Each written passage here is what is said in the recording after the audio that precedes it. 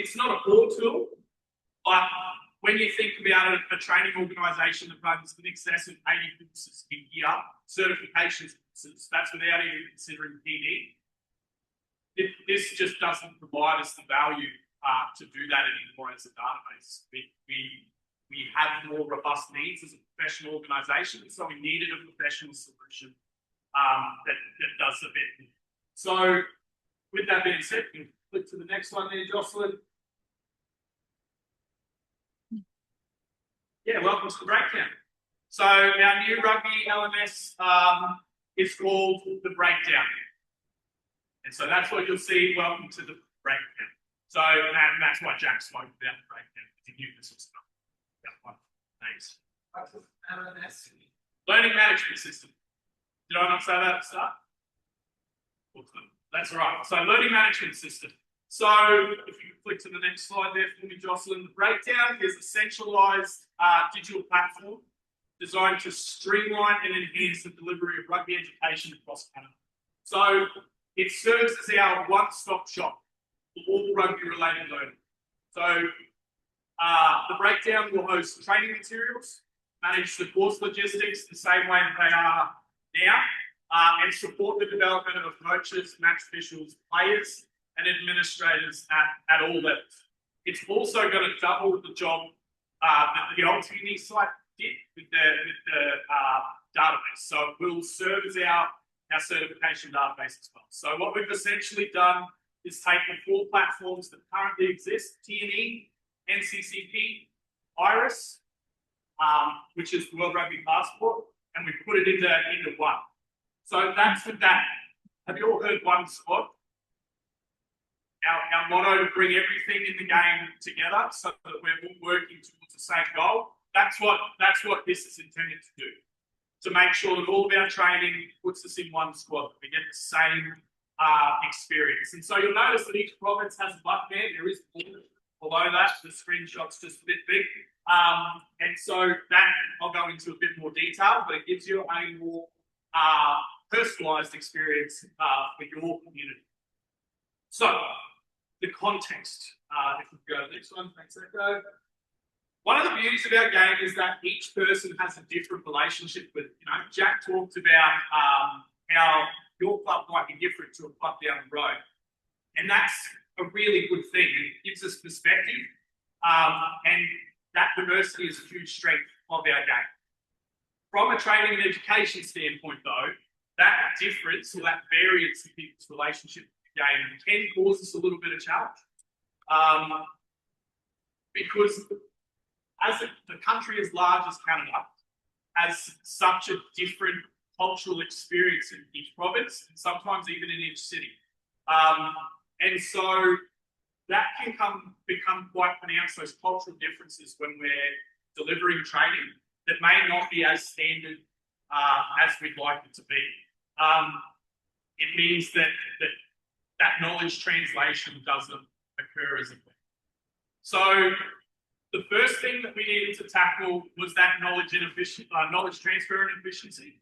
And so we needed to create a central repository that housed all of our learning. So Jack spoke about he's done a couple of speaking engagements this year. We filmed a couple of those and they're on great. So that knowledge transfer is not going to go away when Jack leaves. So we've got that a lot. So that learning will always exist. So the next challenge, so that was an important part, that we got access to learning that maybe we didn't have previously. The next challenge was that there's multiple data entry points. I just mentioned how many platforms that the PSO staff have to interact with to ensure that your certifications are maintained. So that one was huge to solve because in our experience, the more data points that there are to put in, the more chance there is for an oversight or something to be missed. So if we could get that down to a manageable number, that would help us with that last challenge there. So there's the compliance gaps. We're required to do things by CAC, and sometimes, because of the way that our workflow works, we miss things. And so we want to make sure that stops. So then we had to add in some success metrics as well. You know, what are we looking to challenge? And how do we think that by meeting those challenges we can solve? So this is best case, right? If we do our job across the country in game development, more people come to our game. If that is the case, then we need coaches and match officials who can sustain that growth. Right? We talked about it in the last one, that yeah, we want growth. We want to see growth in our community.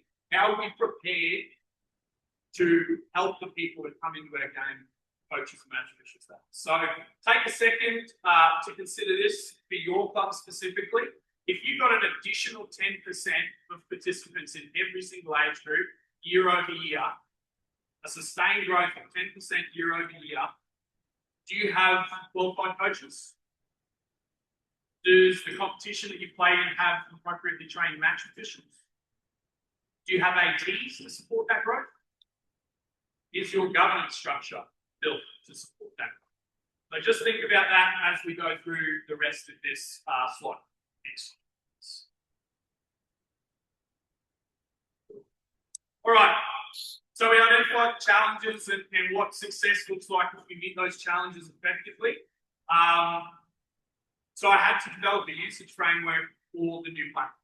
How are we going to use it, and how's it going to meet those challenges for us? So at its core, the breakdown simplifies access to high quality education resources and course management tools, course creation tools, all sorts of stuff. It enables the provincial training and education leads, World Rugby educators, and Rugby Canada development staff to efficiently deliver standardised training.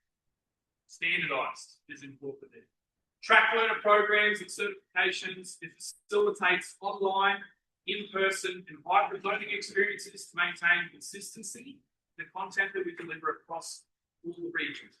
So the idea is that what you get here, someone in PEI may be able to get the same thing.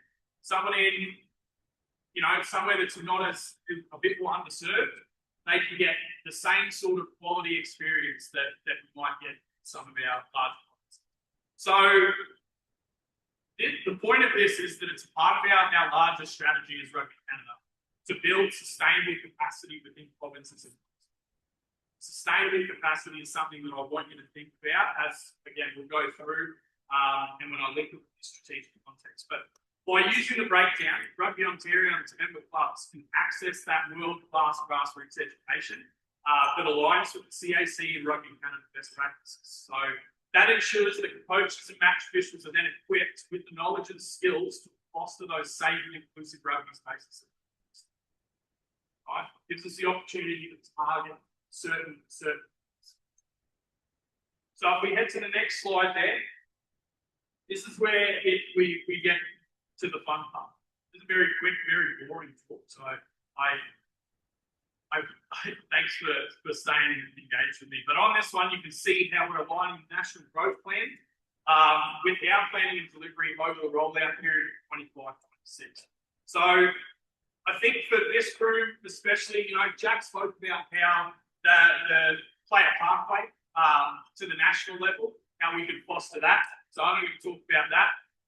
It's going to help us invest in women and girls because we can target certain things. We can say, all right, now we've got a women's specific coaching course or for men coaching girls or something like that. If your club's willing to do that, we can help. But build capacity among PSL and clubs. So alongside the content that's produced and shared by us at Rugby Canada and the PSOs, you as club members or club executives have the opportunity to champion development sessions for your own clubs, for the athletes within, the match officials. You can take an active role in the development of materials in your community.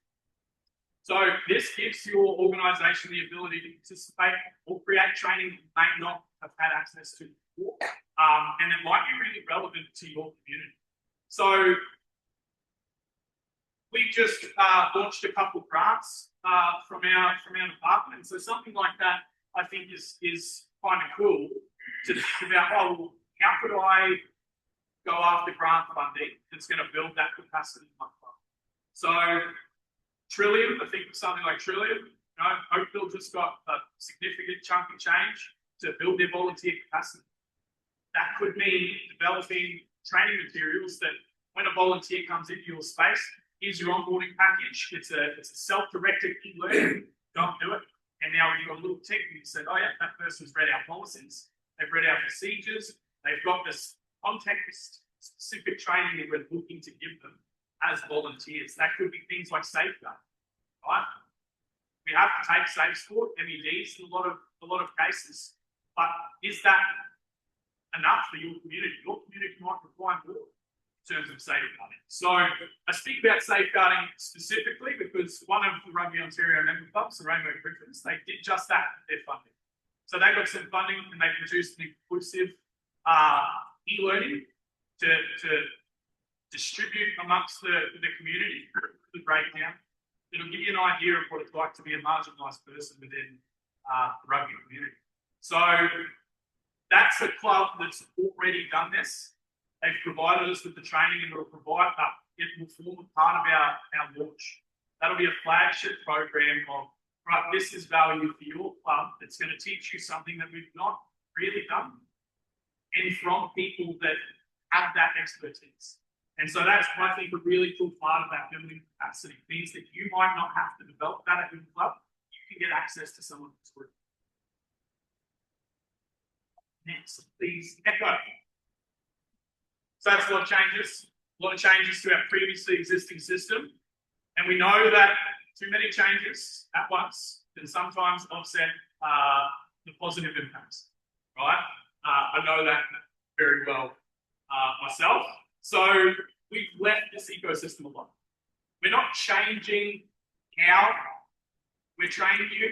We're just changing the delivery so that we can focus on those immediate challenges that I mentioned before, where it's not standardized and we've got knowledge transfer and efficiencies. We wanted to keep it like this. So the diagram on the right is what we call the certification pathway. So this is the current way that you take courses. And we've split the breakdown to make sure that all of that still works. So you see there's 3 tiers of courses. There's compliance and prerequisites, which are currently taken externally through the NCCP World Rugby. There's instructor-led courses, whether virtual or in person, led by our World Rugby educators. And then there's development courses, which form the basis of most of our knowledge around the game. It also works towards maintenance of our certification. So that's important as well. But it's acknowledging that those all work together, and especially the development pieces that we miss a lot of the time. You go to your course, you get your course done, sit in train status, then your entire interaction with the knowledge and skills of the game comes at your club. We don't do a lot of further development. And so that's what this is intended to do, is to contain all of that in one place. You navigate to the breakdown because you want to take a level 1 coach. You enroll in the level 1 learning plan, and it tells you what you have to do. You get a self-directed learning plan that, once you pay the fee, guides you through all the steps, right through the evaluation of this. Now, I'm sure John will tell you that, yeah, it's tough for us sometimes to get from training to certified. We want to help with that. And this is how we're going to do it. So you need to do your rugby ready, right? You go on there, you click on the link, it takes you to World Rugby, and you complete it, and then upload your certificate. You've already done it. You just upload the certificate. Done. So then that's complete, and it's ticked off. So the next time you take the course, I don't need to do that. That's how we build that capacity. Less time you spend mucking around with training systems, navigating from one site to another. It's going to reduce the admin time burden on you. So you can spend either more time learning, more time volunteering, and it also lowers that burden on the data entry as well. That the admin time spent working on these, we take away so that you can spend your time in the game. The next, right, here comes the fun part. How does it work? Does anyone big website people here? So I'll tell you what, I'm not a very big tech guy. So I had to figure out how it works. So the ecosystem doesn't change But that's what's in the middle there. That's those courses. That's our learning ecosystem. So I won't speak too much about those, except for that online it's through Zoom. So you log on to the breakdown, you go to your session, you click join, it pops up, it records the session, and then it adds it to that repository so that you can go back and watch the course that you were in as many times as you want. You can also watch the course that you weren't in. So if you wanted to get taught by Beth, and I can't make it to one of Beth's courses, I enroll, I pay, I can go back and watch Beth's course and take another if I want. But it means that you get the learning that you want, not necessarily the learning that's available for you in person. So I think that's really cool that you can use different instructors, you can search for instructors. The API connections on the left there, that's important because it reduces that admin time. Those are automatic connections that when you go on to Play HQ, there'll be a button that says the breakdown. Click on that, it'll direct you straight to it. You won't have to create an account. If you've already got a breakdown account, it'll just link to use the same. So that's a really important one. And you'll hear about Play HQ today, which is super cool. But they talk to each other, and it actually provides you with a transcript on your Play HQ. So if you're not taking training, you don't have to go to the breakdown and see what your transcript is. It'll just pop up, little green lights, rugby ready, yes, safe sport, yes. All of these ones that we think are important, that's what will show up on your profile so that you know where your certification status is. Your club can also see, which as a board, when you're evaluating coaches, oh yeah, this person applied to be our U16 voice coach, look, doesn't have any certifications, hasn't taken anything. Look, we need to upskill this person so that he can get to a spot where he needs to be. Or this person's actually really qualified, so let's get him in. Maybe we go, oh, do you sure you want to do U16 voice? You've got tons of experience with certifications. You want to work with our senior programs. I think that's a super low impact way for us to engage with them and help with that retention. So the cataloging on the other side there, that's how we determine what users see and how they interact with it. We use a tool called Extended Enterprise at the moment within the Docebo platform that's hosting the LMS. That gives us the ability to create those branches. So those buttons, you're an Ontario participant, you click on your Ontario button, you see Ontario groups as an Ontario room. Gives Ontario the opportunity to customize things specifically for you. If Sandro has some technical piece of information that he wants Ontario coaches to know, it goes on there. Someone from BC, we can restrict them from seeing it. But if there's something we want everyone to see, we can manage that in a custom way. So I'm going to PEI for a holiday over the summer and I want to take a course there, yeah, we can do that. We can make that visible. Like reducing barriers is the point. So next one, please, Echo. How's it going to get to you? What's the rollout? So it is currently live to anyone that registers. You do not need to be a Rugby Canada member. You can just register. I encourage you to do so if you haven't already. It's free to access and there is free content on there currently. We piloted it in Alberta and British Columbia. Those pilots are complete. Again, I said we filmed a bunch of meeting sessions in the summer with national team coaches and Jack. And so those are available. And we've already got 1,400 people using it across the country, including a couple of hundred in Ontario, which is nice. So the future, what's beyond today? We're going to officially launch it in 2026 alongside some of that material that I was speaking about. But the technical material and everything is currently being translated. So that material should be ready to launch shortly, and then there'll be a marketing campaign that goes along with it. So we do have some materials available if you're interested. But yeah, I did mention those API connections. NCCP and World Rugby, not done yet. They will be, but they're not done yet. So we're hoping that they're going to be done fiscal 2026. So that means, again, less that you have to do as a learner. You do not have to go to World Rugby Passport anymore. You will not have to go to the locker anymore. That's it. So it's one place for you. One place. Automatically added to your transcript or the breakdown, and then that information gets fed on to play action. So if you take your MED, then it just logs, take it in one spot. Don't have to go to different places and plug different things. And yeah, the World Rugby one's huge. They don't like to do stuff like that. So the fact that they've even given us oh, that's cool. Yeah, we'd like to do that is massive. So now that our primary certification streams, level 1, level 2, are operational, we'd like to expand the offering to include other ones. So T1, strength and conditioning, athletic therapy, administrator, whatever role that you fill within the club, we want to put the learning stream on there. Again, so that you get the understanding of what it is to interact with your community and also help with that retention. You're going to hear a lot about that today. So how we delivering our content, coaching, things like that. So I want to leave you with the last wonderful thing, content-wise. When we coach as coaches or administrators, coaching is the art of creating possibilities and making them a reality. So through today, think about, oh, what would training and education look like in my club? How do I make that a reality?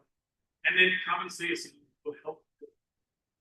So next one there is questions. Thanks for your time. Wonderful, excellent. Hopefully I was too over, but just follow me. Sweet, cheers.